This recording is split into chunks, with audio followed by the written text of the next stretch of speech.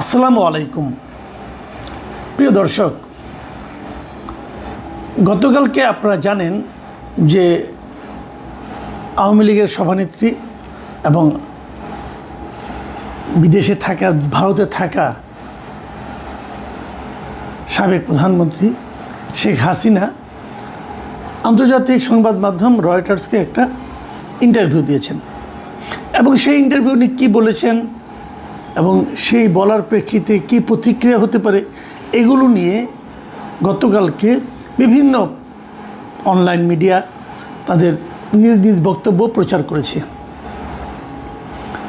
এবং একই সঙ্গে সরকারের দিক থেকে একটা তথ্য বিবরণী এসেছে এবং সরকার সেই তথ্য বিবরণীতে যে কথাটা বলেছে সেটা হলো, তারা বলেছে যে দেশের সমস্ত প্রিন্ট, ইলেকট্রনিক, অনলাইন সংবাদ মাধ্যম এবং সামাজিক যোগাযোগ মাধ্যম প্ল্যাটফর্মগুলোকে তারা শেখ হাসিনার বক্তব্য প্রচার না করার জন্য অনুরোধ করেছে এবং ওনাদের ভাষাটা এমন, ওনারা বলেছেন যে 2024-এর 5ই ডিসেম্বর আন্তর্জাতিক অপরাধ ট্রাইব্যুনাল আইসিটি ক্ষমতাচ্যুত ও পলাতক শেখ হাসিনার বক্তব্য প্রচারে নিষেধাজ্ঞা দিয়েছেন।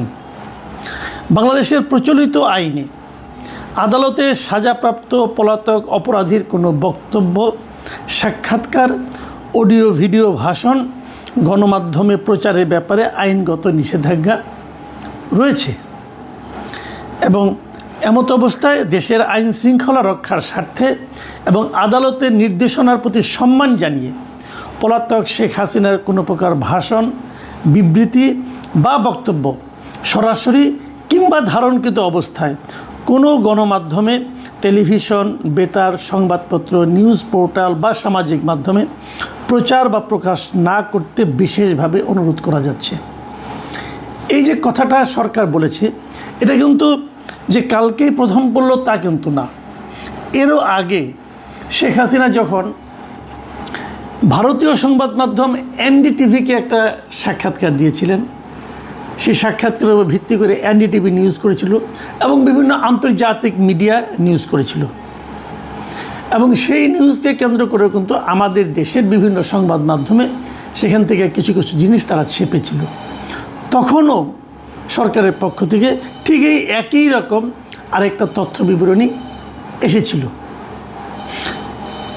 তারপরে একটা আপনার আলোচনায়, সংবাদ সম্মেলনে সরকারের দায়িত্বপ্রাপ্ত ব্যক্তিরা ওনারা বলেছিলেন তারা এটা নিয়ে কোনো কঠোর অবস্থায় যাবেন না, আস্তে আস্তে তারা অনুরোধ করবেন, ধীরে ধীরে তারা কঠোর হবেন। খেয়াল করুন, ধীরে ধীরে কঠোর হওয়ার অর্থটা কী? এক পর্যায়ে তারা সব কিছুকে থামিয়ে দেবেন। ততক্ষণ পর্যন্ত থামাবেন না যতক্ষণ পর্যন্ত নাকি কোনো রকম বিরূপ প্রতিক্রিয়া সমাজে তৈরি না হয়। তাহলে ঠিক কখন বিরূপ প্রতিক্রিয়া তৈরি হবে সেটা সংবাদ মাধ্যমগুলো, পত্রিকাগুলো কীভাবে বুঝবে? তার মানে পত্রিকা একটা ছাপা হওয়ার পর যদি বিরূপ প্রতিক্রিয়া তৈরি হয় তাহলে সরকার এই পত্রিকাকে ধরবে, তুমি এটা কেন ছাপালা, তোমাকে তো আমরা ছাপাতে মানা করেছিলাম। তার মানে মিডিয়াগুলো কিন্তু সবসময় একটা ঝুঁকির মধ্যে থাকছে। সরকার কিছু বলছে না, আবার বলতে যে কোনো সময় বলতে পারে এমন একটা পরিস্থিতি তারা তৈরি করে রাখছে। মানে আপনাকে সে চাইলেই ধরতে পারে, কিন্তু ধরছে না মানে ধরবে না তা কিন্তু নয়। এই যে একটা পরিস্থিতি, এই পরিস্থিতিটা আসলে আমি মনে করি সকলের জন্যই কিন্তু খুবই একটা আতঙ্কের পরিস্থিতি এবং এই পরিস্থিতি সরকার ইচ্ছা করে সৃষ্টি করে রেখেছে। কেন রেখেছে আমি জানি না। তারপরে যে তারা বিবৃতিগুলো দিয়েছে সেটা নিয়ে আমি কিছু কথা বলতে চাই। যেমন ধরুন, মিডিয়াগুলোকে এটা প্রচার করতে মানা করেছে।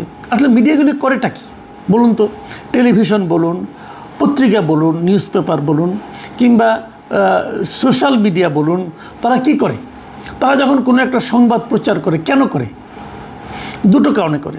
প্রথমত কারণ হলো যে তারা দর্শক, পাঠক, শ্রোতা এদের দৃষ্টি আকর্ষণ করতে চায়। এরা যেটা জানতে চায় সেটা তারা প্রচার করে, অথবা যেটা প্রচার করলে বেশি বেশি লোক এটা দেখবে, শুনবে বা পড়বে, তারা সেটাকেই প্রচার করে।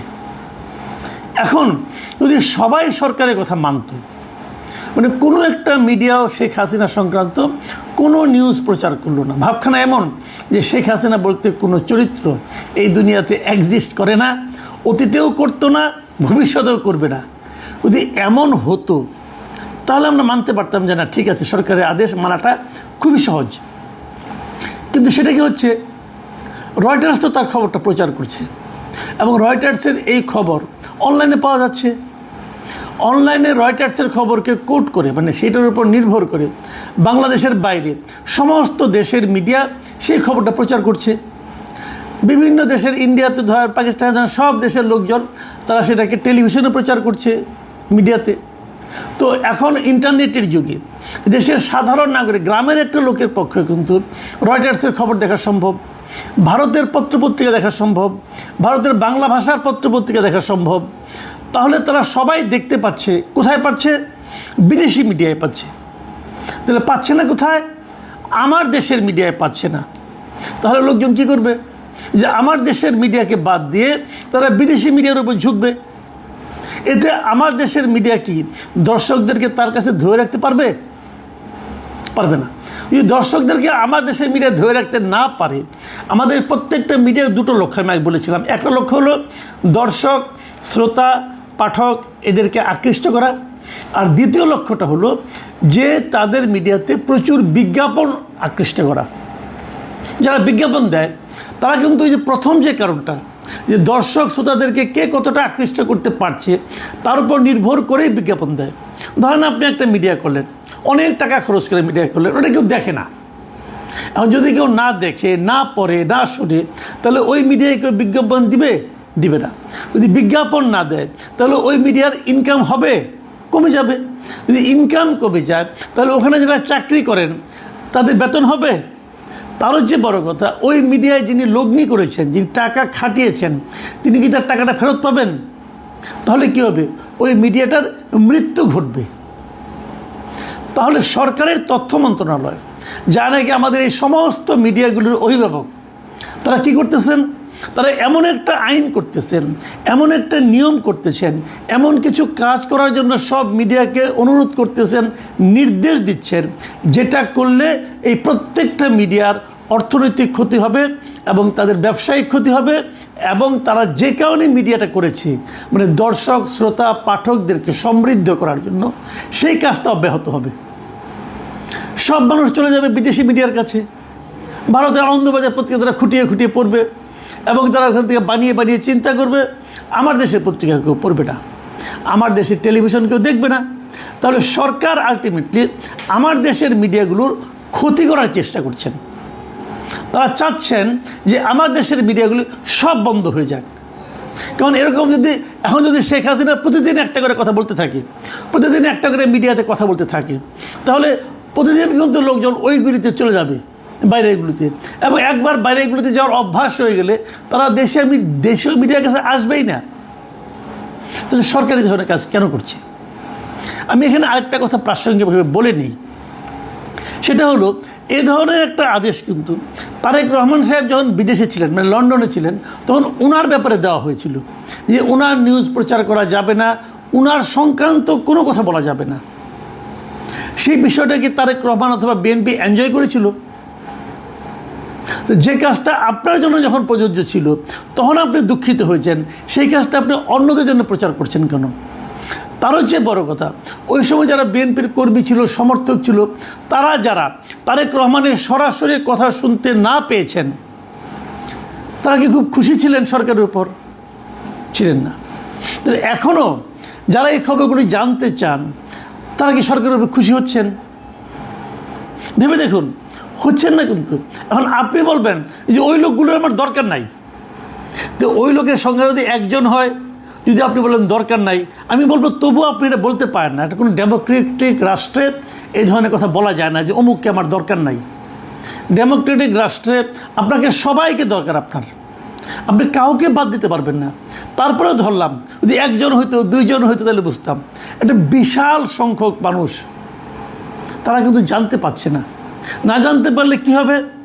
তারেক রহমানের কথা জানতে না পেরে মানুষের মধ্যে যে ক্ষোভটা ছিল, ওই সময় সরকারের উপর ক্ষোভ ছিল, সেই একই ধরনের ক্ষোভ এখনও অনেক লোকের মধ্যে এই সরকারের বিরুদ্ধে তৈরি হবে। এতে সরকারের লাভটা কী হবে? লাভ হবে না। তাহলে সরকার এটা কেন করছে? সেই প্রসঙ্গে আবার আসছি। সরকারের মূল লক্ষ্যটা আসলে কী? সরকার আসলে কী চায়? অথবা সরকার কখন এই ঘোষণাগুলো দিল? যখন শেখ হাসিনা দুইবার ইন্টারভিউ দিল।